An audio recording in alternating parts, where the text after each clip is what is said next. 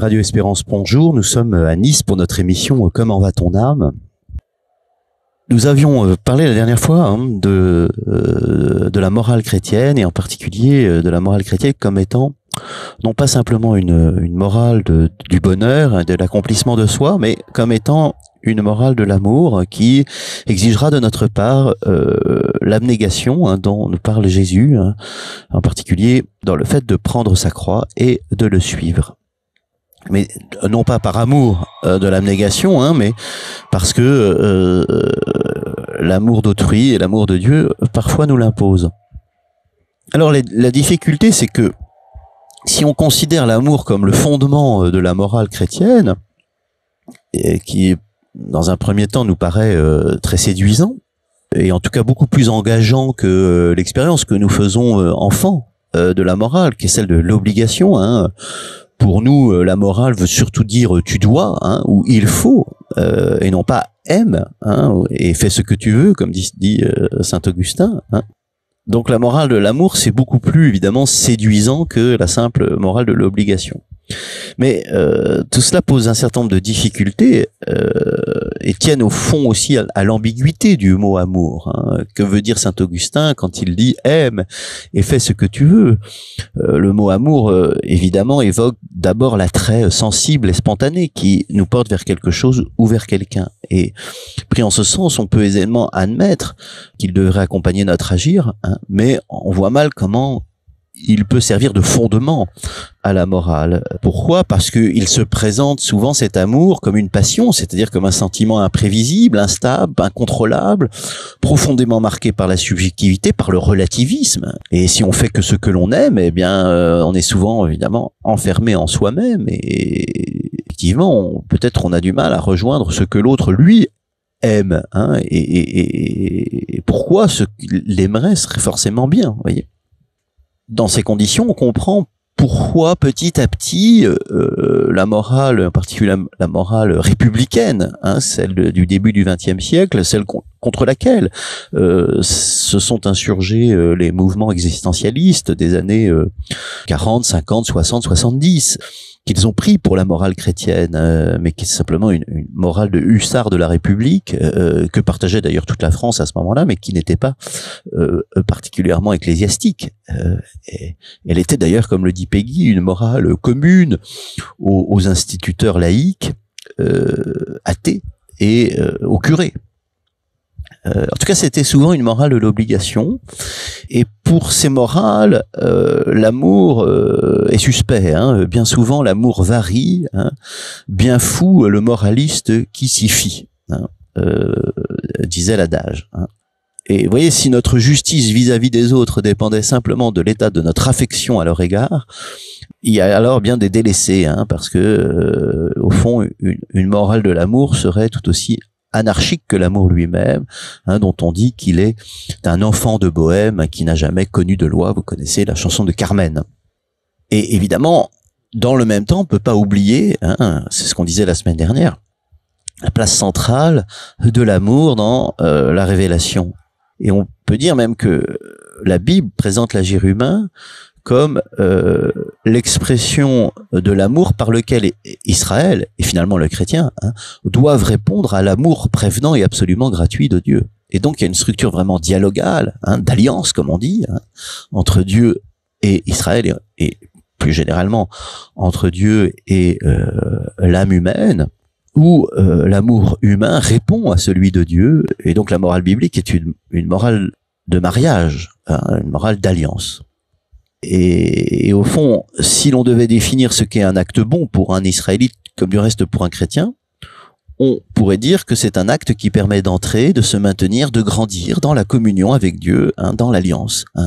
Et inversement, un acte mauvais, c'est celui qui s'oppose à cette communion avec Dieu.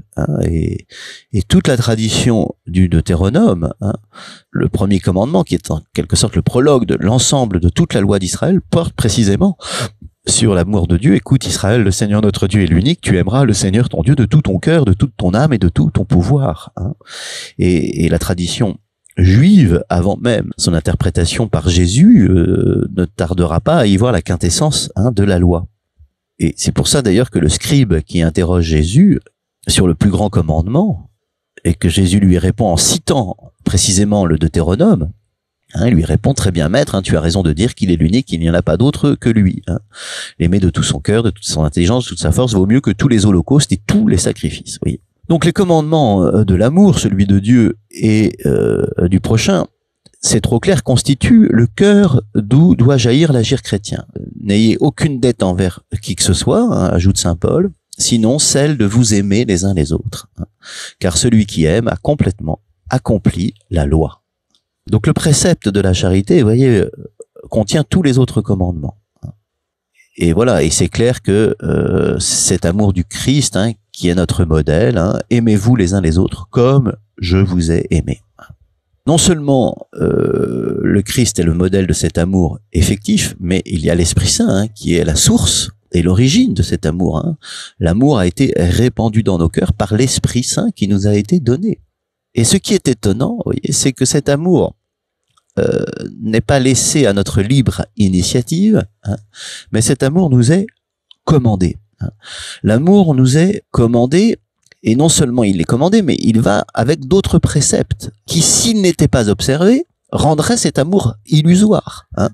Et voilà pourquoi, dans la première épître de Saint Jean, au chapitre 5, il est dit: voici en quoi consiste l'amour de Dieu, gardez ses commandements. Je ne vous appelle plus serviteur mais ami, et il précise: vous êtes mes amis si vous faites ce que je vous commande. Donc, bien sûr, c'est l'amour qui est au centre de la morale, c'est trop clair, mais c'est un amour d'un genre particulier puisqu'il est d'une part commandé, et on ne voit pas a priori comment quelque chose d'aussi spontané que l'amour pourrait être commandé, et d'autre part, cet amour qui nous fait les amis du Christ n'implique pas moins qu'on obéisse à ce qu'il commande. Et au fond, est-ce qu'on pourrait pas dire, en caricaturant, et un peu en provocation, si vous voulez, à notre intelligence, pour essayer de nous faire réfléchir, une morale chrétienne ne serait-elle pas au fond une morale de la loi, morale de l'obligation, qui se part de l'apparence affective de l'amour, Parce qu'au fond, de quel amour s'agit-il que cet amour de commandement, cet amour sur commande. Et vous savez, on dit souvent que la charité, c'est l'amour dont on aime ce qu'on n'aime pas. C'est une blague, mais ça veut dire que la charité, c'est une hypocrisie. Vous voyez ? Donc, je te pardonne par devoir, je t'aime par devoir, parce que j'obéis au commandement. Mais en fait, je t'aime pas. Et en fait, je te pardonne pas. Vous voyez ? Donc, c'est un amour de façade, qui répond surtout à une obligation. Et vous voyez toute la difficulté. Alors, on va essayer de voir plus clair dans cet amour, dans cette charité, dans cette agapé en grec, que nous commande Dieu et qu'il nous donne par son Esprit Saint. Et c'est trop clair, évidemment, que l'amour est un terme qui recouvre beaucoup de réalités très différentes entre elles, mais qu'au fond, à chaque fois, il produit en nous un mouvement de l'affectivité, qui nous fait nous attacher. Soit cette affectivité est sensible, soit c'est plus spirituel. Et donc, c'est pour ça qu'on dira qu'on aime son manger, ou on aime son chien, ou on aime Dieu, ou on aime son conjoint, on aime son métier. Évidemment, là, le mot amour n'a pas la même signification, mais à chaque fois, il y a un certain nombre de constances.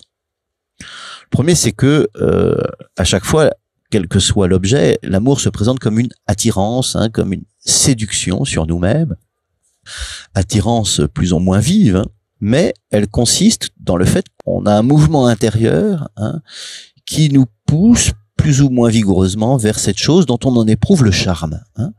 Il y a quelque chose de bon dans cette pâtisserie, et sa simple vue me fait venir l'eau à la bouche. Il y a quelque chose de bien dans cette personne, une bonté d'un tout autre ordre évidemment que la pâtisserie, une noblesse, une qualité humaine qui provoque mon admiration et m'insiste à rechercher la joie de sa présence.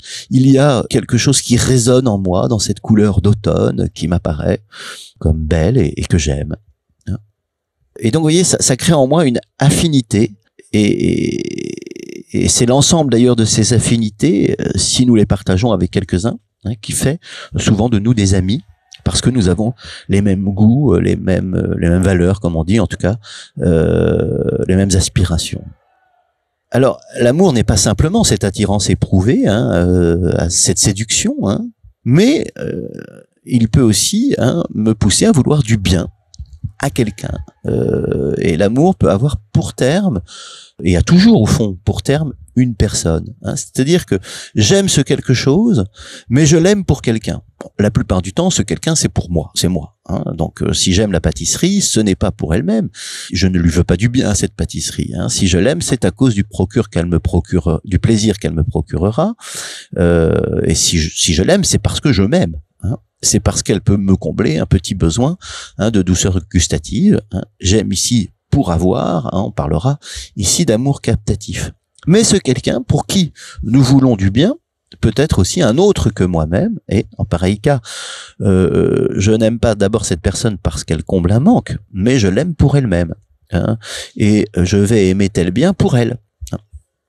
Donc je ne la considère pas simplement comme un moyen de me satisfaire, mais je l'aime pour elle-même, je veux son bonheur, vous voyez, donc et j'aime les choses pour elle.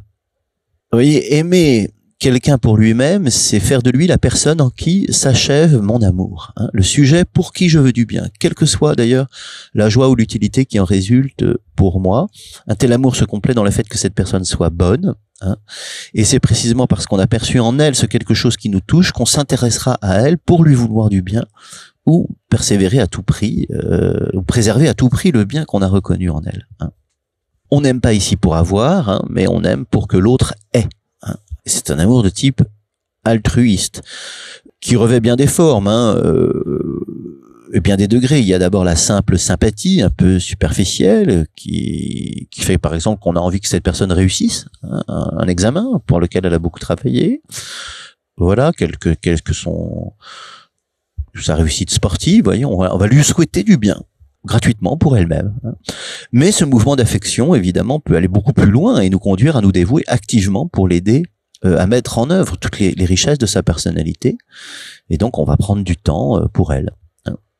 Et voyez, entre le simple coup de cœur et la profondeur de l'affection, qu'est-ce qu'il y a?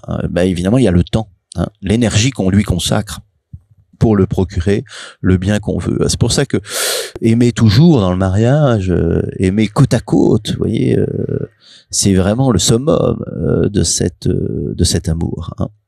Surtout si ce dévouement devient réciproque, si cette affection mutuelle se stabilise, s'approfondit par la mise en commun d'idées, de désirs, des peines aussi, des souffrances, et finalement dans une communion des vouloirs, à la recherche d'un même bien à partager, on dira que l'amour accède à l'amitié. Voilà. Alors on va aller plus loin dans cette analyse de l'amour, mais on va faire une pause.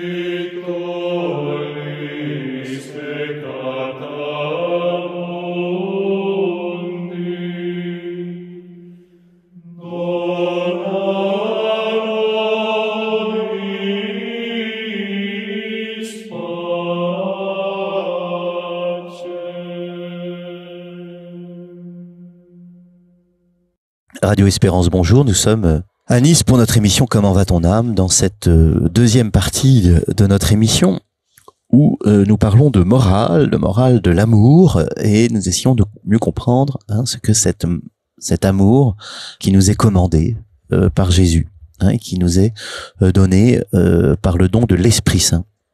L'amour dont nous parlons, évidemment, s'accompagne habituellement de tout un climat d'émotion. Et cet aspect émotif est très important dans l'amour.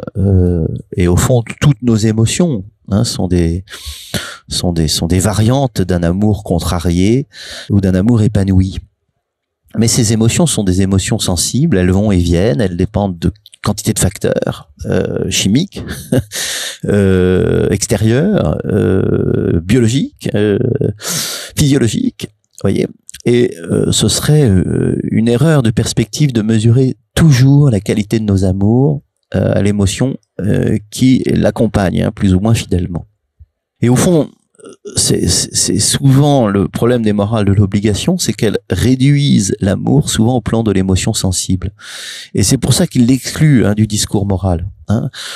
L'amour dont on parle est un amour spirituel, c'est-à-dire un amour dont le principe ne se trouve pas dans l'appétit sensible, mais dans l'affectivité spirituelle, dans le cœur profond. On appelle ça aussi le vouloir, vous voyez, la volonté. Le mot volonté a cet aspect de force, mais avant d'avoir cet aspect de force, il a aussi cet aspect d'attirance. Il est attiré par un bien, non pas par le bien simplement que lui présente l'affectivité émotionnelle, comme pourrait le présenter l'affectivité animale. L'animal, quelqu'un qui désire et se délecte de certaines choses, mais au fond, il se délecte des choses qui immédiatement lui font plaisir. Il s'arrête aux apparences de la bonté des choses. Et si la maman oiseau donne la béquille à son petit, ce n'est pas d'abord par amour de son petit comme tel, mais c'est parce que le petit a faim qu'il ouvre son gosier, le rouge caractéristique qu'elle voit dans sa gorge la pousse à lui donner de la nourriture. En d'autres termes, et cet appétit animal est déterminé en fonction de son instinct à réagir, de telle manière à une sensation particulière qui provoque en elle un stimulus. Mais l'être humain, lui, il a la capacité de se porter à la chose telle qu'elle est, pour le bien réel que son intelligence perçoit, c'est-à-dire sa capacité de percer les apparences pour voir l'invisible, pour voir ce qu'il y a de grand et de fort au-delà des apparences. Alors on peut évidemment aimer telle personne de manière superficielle pour l'agrément qu'elle apporte, mais aussi on peut l'aimer réellement en elle-même pour le bien qu'elle est, même si cette personne ne provoque pas en nous de stimuli agréables a fortiori. Et notre vouloir se détermine en fonction, vous voyez, de cette capacité que nous avons, spirituelle, qu'on appelle aussi l'intelligence, qui lit à l'intérieur des choses, et qui nous fait montrer le bien qu'elles sont, ces choses, et dont est capable aussi de montrer le poète. Le poète est capable, vous voyez, de révéler la richesse d'une chose au-delà des apparences sensibles. Et c'est d'ailleurs grâce à cette capacité spirituelle en nous que nous pouvons éprouver Dieu comme un bien qui nous fait voir que Dieu est infiniment aimable. Je peux avoir de la détestation sensible pour la roulette du dentiste, et je peux me rendre malgré tout chez lui parce que j'aime plus encore la santé. Je peux aimer une personne malgré sa voix ou quelques tics qui m'insupportent, parce que ma volonté est capable de discerner la bonté spirituelle de cette personne, qui n'apparaît alors qu'à mon intelligence, et que seule mon affectivité spirituelle peut goûter. Donc, vous voyez, la volonté, c'est d'abord un appétit spirituel qui nous permet de nous complaire dans le bien que nous présente l'intelligence et de le désirer. Et on peut désirer se dévouer pour le bien de telle personne parce que ma volonté éprouve de la bonté pour cette personne, et trouve que ça vaut la peine qu'on se dévoue pour elle. Alors souvent, évidemment, ça s'accompagne, la plupart du temps, des émotions qui vont avec. Mais j'en suis pas. Ce n'est pas elle qui dirige mon vouloir. Souvent, quand je suis sous l'emprise des passions, des émotions, c'est la volonté qui consent à capituler. Telle personne m'agace au plus haut point, et à ce moment-là, hop, je me mets en colère. Mais la volonté peut aussi résister à cette envie qui me démange. Et donc, je peux lui sourire comme le faisait Thérèse, petite Thérèse de Lisieux, envers ses sœurs. Et c'est vrai aussi pour le jeûne. Voilà, c'est ce qui permet d'être libre au fond, d'avoir la maîtrise de ce que nous faisons. Et voyez, d'où vient cette puissance de la volonté? Elle vient du fait que je suis attiré par un bien plus grand, hein, et qui va provoquer en moi un attrait, une complaisance, au-delà des émotions que je peux en ressentir, hein. Et donc, il y a dans mon vouloir de l'amour, hein, l'amour de ma santé, on parlait du dentiste, hein, et amour tellement grand, hein, qu'il va me pousser à entreprendre cette pénible démarche d'aller chez le dentiste, hein. Et donc, l'importance capitale, hein, de l'amour en morale ici, mais de l'amour spirituel, hein, dis-moi ce que tu aimes et plus encore comment tu aimes, hein, et je te dirai de quelle manière tu agis et finalement quelle sorte d'homme tu es, hein. Et voyez, la charité et l'amour de Dieu a pour sujet non pas l'émotion, mais la volonté, même si souvent ça rejaillit sur nos émotions, hein. Mais c'est vraiment sur notre cœur profond, hein, que Dieu va agir et qui va nous polariser vers lui et nous polariser vers le prochain, hein. Vous voyez, polariser au sens vraiment démenter, hein, et démenter non pas simplement ma vie émotionnelle, hein, mais démenter vraiment mon cœur profond, mon vouloir profond, hein. Je vais vouloir la vie, hein, je vais vouloir ma vie, je vais vouloir ta vie, hein, je vais vouloir ton bonheur, je vais vouloir ton bien, hein, et je vais vouloir pour toi Dieu, et je veux même Dieu. Et c'est parce que, eh bien, je m'y complais, hein. Non pas au sens où ça me fait des guilis dans le ventre. Parfois, ça m'en a fait, parfois ça ne m'en fait plus. Mais il y a quelque chose de beaucoup plus stable que toutes ces émotions liées à la louange ou liées au chant ou liées simplement à la joie. Mais il y a un vrai vouloir, une fraîcheur en moi qui veut encore, hein, qui désire de belles choses. Et voyez, qu'est-ce que c'est que la charité au fond? C'est d'abord un don de Dieu, hein, qui va nous faire éprouver la séduction de Dieu et ce qu'il veut, hein. Cette élargie divine qui va élargir notre cœur, qui va produire une affinité entre Dieu et nous, qui va nous permettre de découvrir à quel point il est bon, qui va nous faire pénétrer dans l'intimité de Dieu, de telle sorte que ce que Dieu a d'aimable dans son mystère est désormais porté à notre cœur. Et au fond, par cette charité, l'homme va vibrer aux mêmes choses que Dieu, au même bien. Et on se trouve sur la même longueur d'onde que le désir de Dieu, hein. Et la charité nous fait participer même à l'amour dont Dieu s'aime, dont Dieu aime son Fils, hein, et dont Dieu aime tout l'homme, hein.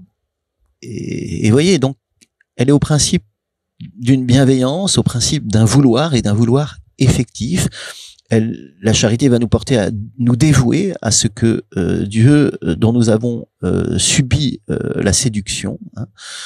Évidemment, on peut rien ajouter au bonheur que Dieu possède en lui-même, puisqu'il est le bien infini, mais nous pouvons nous réjouir, hein, de ce dont il se réjouit. Nous pouvons désirer de ce qu'il désire. L'amour du Christ nous étreint, hein, à cette pensée qu'un seul est mort pour tous, dit saint Paul. Vous voyez, donc celui qui aime Dieu de cet amour de charité, hein, au fond, n'a pas d'autre désir que de faire sa volonté pour correspondre à ses vues, pour faire avec lui un seul vouloir. Et ça s'appelle l'amitié, vouloir ce qu'il veut. Vous voyez. Et évidemment, on n'a pas encore parlé du commandement, mais disons que, vous voyez, qu'est-ce que c'est que obéir à un commandement? Au fond, c'est la même chose, hein, c'est aligner sa volonté à la volonté d'un autre. Alors, soit on le fait par obligation, soit on le fait par amour. Mais dans les deux cas, c'est toujours le même résultat, hein, c'est l'union des volontés. Alors, au début, ça passe par de l'obéissance, et puis après, ça s'épanouit en amour, mais c'est toujours, vous voyez, c'est par degré que les choses se passent. Voilà, j'ai un peu répondu à la question, mais on verra plus profondément la réponse la semaine prochaine. À très bientôt.